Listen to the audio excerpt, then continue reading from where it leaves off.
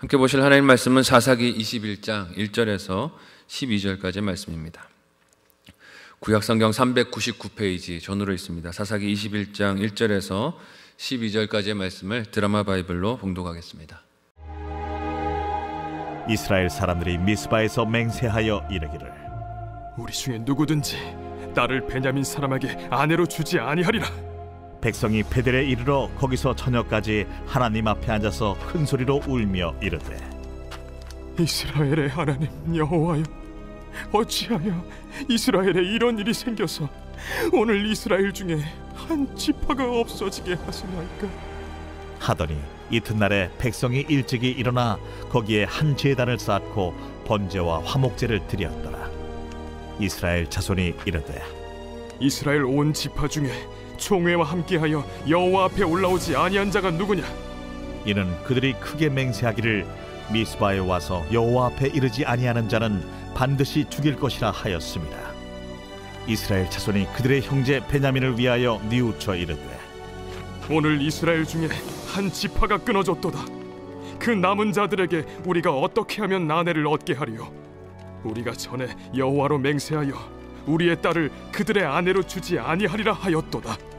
이스라엘 지파 중 미스바에 올라와서 여호와께 이르지 아니한 자가 누구냐? 하고 본즉 야베스 길르앗에서는 한 사람도 진영에 이르러 총회에 참여하지 아니하였으니 백성을 계수할 때에 야베스 길르앗 주민이 하나도 거기에 없음을 보았습니다. 회중이 큰 용사 12,000명을 그리로 보내며 그들에게 명령하여 이르되 가서 야베스 길르앗 주민과 부녀와 어린아이를 칼날로 치라. 너희가 행할 일은 모든 남자 및 남자와 잔여자를 진멸하여 바칠 것이니라 하였더라. 그들이 야베스 길르앗 주민 중에서 젊은 처녀 400명을 얻었으니 이는 아직 남자와 동침한 일이 없어 남자를 알지 못하는 자라. 그들을 실로 진영으로 데려오니 이곳은 가나안 땅이더라. 네, 아멘. 함께 읽은 본문의 말씀을 가지고 소견을 따른 후회라는 제목으로 말씀 나누고 기도하도록 하겠습니다. 우리가 살아가면서 혈기를 부리고 또 화를 낸 이후에 땅을 치며 후회하는 때가 있습니다. 그러나 분노에 이끌려서 한 행동, 쏟아낸 말, 발생한 폭력은 다시 주워 담을 수가 있습니까? 없습니까? 없다는 것이죠. 혈기를 부리고 그것 때문에 입에서 떠난 말은 다시 주워 담을 수가 없습니다.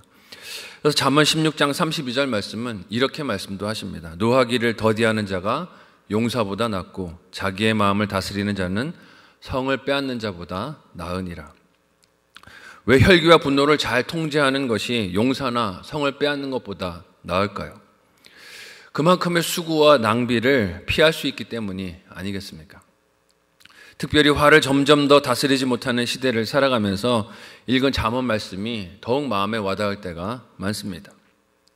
오늘 본문의 이스라엘 백성들도 베냐민 지파와 있었던 갈등 상황을 분노와 폭력으로 처리하다가 후회와 한탄이 가득합니다. 먼저 베냐민 지파를 600명 외에 전부 도륙한 이스라엘 지파들이 무엇을 오늘 본문에서 맹세하고 있습니까? 함께 1절을 한 목소리로 읽어보도록 하겠습니다. 같이 읽습니다. 시작. 이스라엘 사람들이 미스바에서 맹세하여 이르기를 우리 중에 누구든지 딸을 베냐민 사람에게 아내로 주지 아니하리라 하였더라. 혈기와 분노로 베냐민 지파를 거의 멸절시킨 이 나머지 이스라엘 지파 연합군이 미스바에서 맹세를 합니다. 무슨 맹세를 합니까? 누구든지 자신들의 딸들을 베냐민의 남자들과 결혼시키지 않겠다. 단언해서 맹세를 하는 것이죠. 그러나 이 맹세를 시행하면서 하나님께 물었다는 말이 있습니까? 없습니다. 하나님, 제가 이 맹세를 해도 될까요? 이게 하나님의 뜻에 합한 것일까요? 묻지 않습니다. 그들은 전쟁을 치르며 패전을 할 때는 하나님께 묻는 듯 했습니다. 어째서 우리가 패전했습니까? 하나님, 우리가 어떻게 여기서 이렇게 실패할 수 있습니까? 울면서 하나님께 묻는 듯 했어요. 하지만 승전을 하게 되고 베냐민 사람들을 그들 생각대로 처리할 수 있게 되자 어떻게 합니까? 묻지를 않습니다. 내 마음대로 해도 되는구나 생각하는 것이죠. 전쟁을 통하여 돌이켜야 할 스스로의 형편을 살피지를 못한 것입니다. 하지만 이런 맹세를 하고 난 이후에 이스라엘 백성들이 곧 무엇을 깨닫게 됩니까? 함께 2절에서 4절 말씀을 한 목소리로 읽어보도록 하겠습니다. 같이 읽습니다. 시작. 백성이 베델에 이르러 거기서 저녁까지 하나님 앞에 앉아서 큰 소리로 울며 이르되 이스라엘의 하나님 여호와여 어찌하여 이스라엘에 이런 일이 생겨서 오늘 이스라엘 중에 한 지파가 없어지게 하시나이까 하더니 이튿날에 백성이 일찍이 일어나 거기서 한 제단을 쌓고 번제와 화목제를 드렸더라. 아멘. 베냐민 지파를 거의 전멸시킨 이스라엘 백성들은 의기양양해서 자신들의 아내들을 주지 않겠다 맹세를 하며 장담을 했습니다. 하지만 그들이 베델에 이르렀을 때 어떤 변화가 일어납니까? 의기양양했던 태도가 바뀌어서 하나님 앞에서 큰 소리로 웁니다. 어째서 갑자기 이런 변화가 일어난 것일까요? 이제까지는 잘한 것처럼 내가 이렇게 이긴 게 당연한 거지 라고 생각을 하던 그들이 변화가 일어났어요. 그들이 베델로 간 것은 뒤이어서 등장하는 말씀을 볼 때 제사, 즉 하나님을 예배하기 위한 것임을 알 수 있습니다. 하나님께 예배를 드리기 위하여 그 장소를 찾아갔을 때 비로소 무엇이 보이는 것입니까? 자신들의 행한 일이 무엇인가, 그것이 어떤 죄였는가 하는 것이 보이기 시작하는 것이죠. 이렇게 하나님을 예배드리면, 예배하여 만나면 다른 사람이나 환경을 바꾸는 게 아니라 무엇을 바꿔야 함을 깨닫습니까? 내가 잘못이었구나, 내가 바꿔야 하는 거구나, 말씀을 통해 봤을 때 내가 문제였구나 하는 것을 깨닫고 보게 되는 것입니다. 다른 사람이나 환경을 바꾸는 것이 아니라 자기의 마음과 시각, 생각이 바뀌어지는 것을 경험하게 돼요. 그들의 바뀐 생각이 무엇입니까? 베냐민 지파가 그들이 범한 죄악으로 인해서 징벌을 받는 것이라 생각을 했고 그 결과가 당연하다라고 여겼었는데 돌아보니 누구인 게 보인 거예요? 내 형제였구나, 한 가족이었구나, 지체였구나, 공동체였구나 한 것을 보게 된 것입니다. 그것을 언제 깨닫게 된 거예요? 하나님께 예배드릴 때 깨닫게 된 거예요. 말씀 앞에 섰을 때 깨닫게 된 것입니다. 사실 이스라엘 연합군은 베냐민 지파를 치면서 전쟁에 참전한 군사들만 죽인 게 아니라 누구까지 죽였습니까? 일반 백성들과 아이들까지 다 죽였습니다. 칼로 치고 불로 태웠어요. 이 일은 자신들의 동족을 향해서 할 일이 아니라 사실 누구에게 했어야 하는 일입니까? 가나안 이방 민족에게 했어야 하는 일입니다. 가나안 거민들에게 해서 하나님이 주신 기업을 차지할 때 했어야 하는 전쟁의 방법이었어요. 싸울 대상이 누구인지, 진정한 싸움이 무엇인지에 대하여 분별하지를 못했던 것입니다. 오늘 우리도 이런 이스라엘의 연합군과 비슷할 때가 많지 않습니까? 싸워야 할 대상과 싸우지 말아야 하는 대상을 분별을 잘 못할 때가 많습니다. 우리의 전쟁이 혈과 육에 대한 것이 아니라 말씀하셨는데 눈에 보이는 사람들, 특별히 내 귀에 눈에 좋지 않게 보이는 사람들과 다투고 분쟁하느라 기도로 싸워야 할 진짜 적군과 싸움을 생각도 하지 못할 때가 많아요.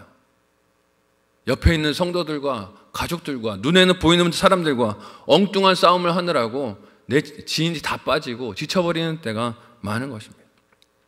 이렇게 엉뚱한 싸움으로 잔뜩 헝클어지고 곤란해진 관계와 문제들을 오늘 본문에서 또 이스라엘 백성들은 어떻게 풀려고 합니까? 함께 5절에서 7절 말씀을 한 목소리로 읽어보도록 하겠습니다. 같이 읽습니다. 시작. 이스라엘 자손이 이르되 이스라엘 온 지파 중에 총회와 함께하여 여호와 앞에 올라오지 아니한 자가 누구냐 하니 이는 그들이 크게 맹세하기를 미스바에 와서 여호와 앞에 이르지 아니하는 자는 반드시 죽일 것이라 하였습니다. 이스라엘 자손이 그들의 형제 베냐민을 위하여 뉘우쳐 이르되 오늘 이스라엘 중에 한 지파가 끊어졌도다. 그 남은 자들에게 우리가 어떻게 하면 아내를 얻게 하리요? 우리가 전에 여호와로 맹세하여 우리의 딸을 그들의 아내로 주지 아니하리라 하였도다. 하나님 앞에서 예배하며 자신들이 저지른 잘못을 깨닫고 이를 후회하는 모습은 마치 하나님께 회개하는 듯 했습니다. 겉모양으로는 그렇게 회개하는 듯이 보여요. 하지만 이 일 이후에 시선이 향하는 곳이 어디입니까? 자신들과 함께 베냐민과 싸우는 전쟁에 동참하지 않은 자가 누구인지를 찾습니다. 그 이유가 무엇이라고 5절에서 말하고 있습니까? 그들이 맹세를 하며 함께 동참하지 않는 자가 있으면 반드시 죽일 것을 맹세하고 결의했기 때문이다라고 해요. 왜 이렇게 맹세를 자주 하는지 모르겠어요. 하나님 앞에서 자신들의 소견에 오른 대로 생각대로 결의하고 맹세하는 일들을 이스라엘 백성들은 서슴지 않고 합니다. 이것도 하나님께 묻지 않고 자신들 마음대로 했던 맹세와 결정들 아니겠습니까? 자신들의 행동으로 베냐민 지파가 멸절될 형편에 놓인 것을 한탄하면서도 이 문제를 또 어떻게 해결하려고 합니까? 다른 지파를 원망하며 탓하는 방식으로 해결하려고 합니다. 그리고 그 대상이 되는 동족이 누구로 드러나며 이를 어떻게 오늘 본문에서 처리합니까? 함께 본문 마지막 8절에서 12절까지의 말씀을 한 목소리로 읽어보도록 하겠습니다. 함께 읽습니다. 시작. 또 이르시되 이스라엘 지파 중 미스바에 올라와서 여호와께 이르지 아니한 자가 누구냐 하고 본즉 야베스 길르앗에서는 한 사람도 진영에 이르러 총회에 참여하지 아니하였으니 백성을 계수할 때에 야베스 길르앗 주민이 하나도 거기 없음을 보았음이라. 회중이 큰 용사 12,000명을 그리로 보내며 그들에게 명령하여 이르되 가서 야베스 길르앗 주민과 부녀와 어린아이를 칼날로 치라. 너희가 행할 일은 모든 남자와 및 남자와 잔 여자를 진멸하여 바칠 것이라 하였더라. 그들이 야베스 길르앗 주민 중에서 젊은 처녀 400명을 얻었으니 이는 아직 남자와 동침한 일이 없어 남자를 알지 못하는 자라. 그들이 실로 진영으로 데려오니 이곳은 가나안 땅이더라. 아멘. 베냐민 지파를 거의 멸절시킨 이스라엘 연합군은 이제는 야베스 길르앗으로 가서 동족을 무참하게 학살합니다.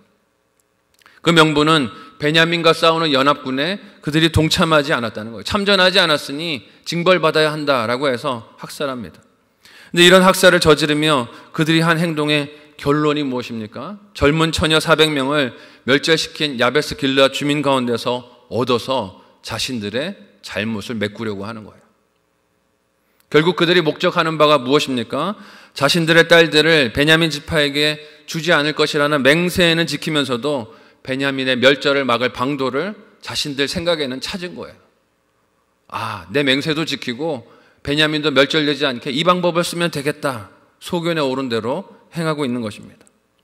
이는 자신들의 헛된 맹세를 돌이키는 것이 아니라 야베스 길르앗 주민을 징벌한다는 명분으로 문제를 해결한다는 거예요.